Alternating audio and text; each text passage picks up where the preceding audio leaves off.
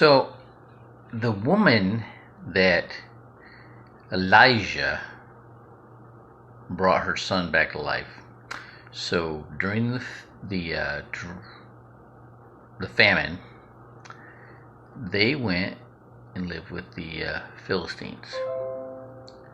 Then, after the drought was over, they came back and they wanted to get their property back. And so the woman met with the king, Ben Hadad, and he had his right hand man, I guess his yeoman, I guess I'd call him, confirm that she was the one and this was her son that was brought back to life. So he had her get her property back.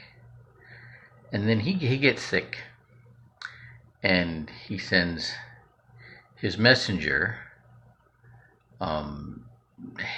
Hazael,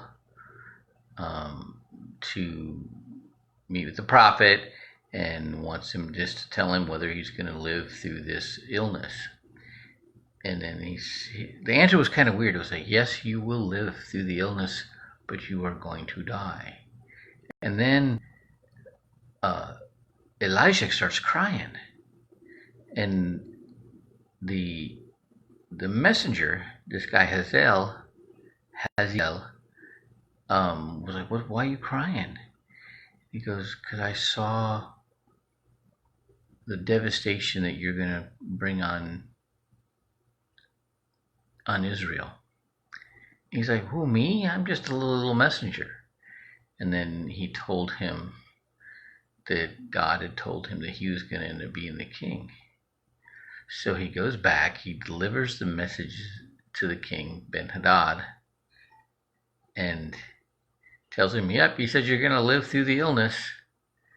And then he goes and takes a cloth, wets it, comes back, and smothers the king.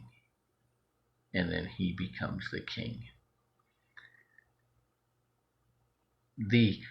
I am blown away. I've read these stories many times.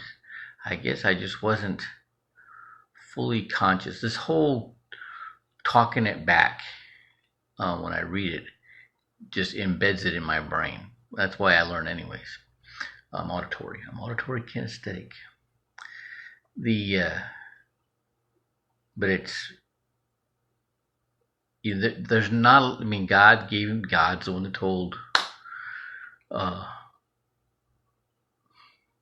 Elijah, what this guy was about, right? There's not a lot of God talking. It's all prophets. It's all these people of God are doing these great things. At this point, few are having conversations with God. Okay, just a few. It's kind of interesting. All right. I have seen, it's really crazy because now that I'm aware of it, it's always those people that are the selfish, acting selfishly, don't know God. They don't read the scriptures. If they go to church, they still don't read the scriptures. Saw a young man who was had an amazing story last night at Celebrate Recovery. He went to juvie for he was selling drugs on the street. His dad said, "You can live here, but you can do what I tell you.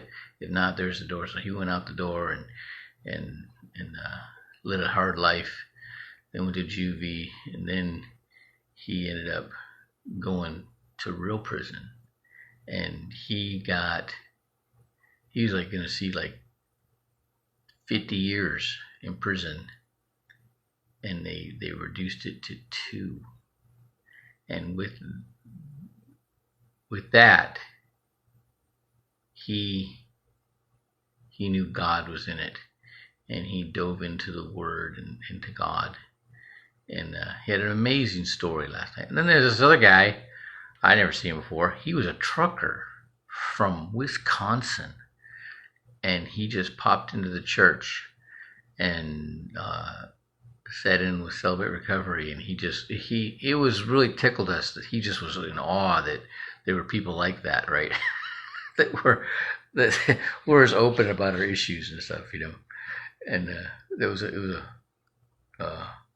awesome meeting last night. All right, have a wonderful day.